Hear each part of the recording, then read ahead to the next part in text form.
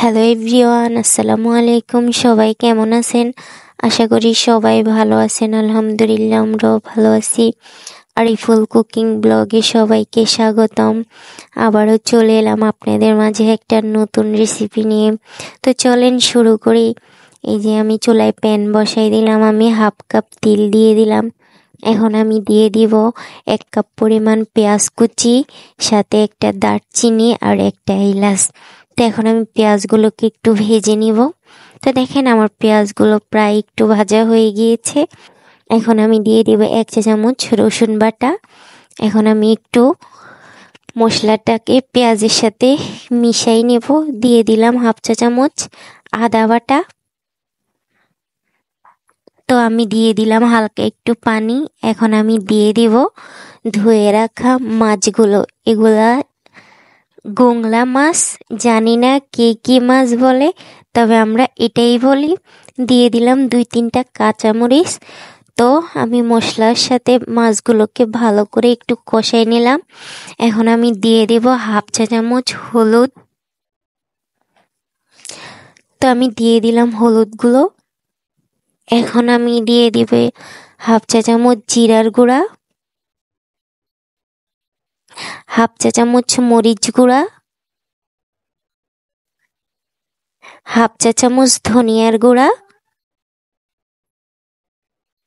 Half চা চামচ মাছের মশলা, দিয়ে দিলাম একটু পরিমাণে গোলমরিচ। আসলে আমি মাছটা এভাবেই রান্না করি, জানি না কে কিভাবে রান্না করে।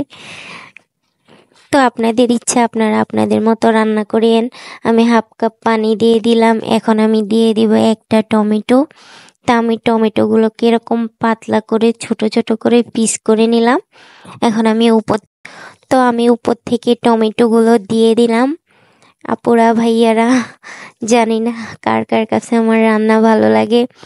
তো দেখেন আমার মাছটা প্রায় হয়ে গিয়েছে। এখন আমি দিয়ে দেব উপর থেকে একটুখানি ধনিয়া পাতা।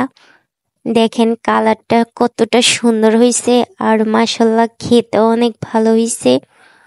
আর দিয়ে দিলাম হাফ চা চামচ পরিমাণে গরম মশলা। আসলে আমি মাছটা এইভাবে রান্না করি। এই মাছটা এইভাবে রান্না করলে খুবই ভালো হয় খেতে, আর অনেক ভালো হয়েছে খেতে, আলহামদুলিল্লাহ। তো দেখেন আমি এখন একটা বাটিতে নিয়ে নিলাম মাছগুলো সুন্দর করে। তো সবাই আমার পাশে থাকবেন, আমার পেজটা ফলো দিবেন, লাইক এন্ড শেয়ার করে দিবেন। আর জানি না কার কার কাছে আমার রান্না ভালো লাগে। তো সবাই ভালো থাকবেন, সুস্থ থাকবেন। আজকের মতো এই পর্যন্তই। আবারও দেখা হবে কোনো এক নতুন ভিডিওতে। আসসালামু আলাইকুম।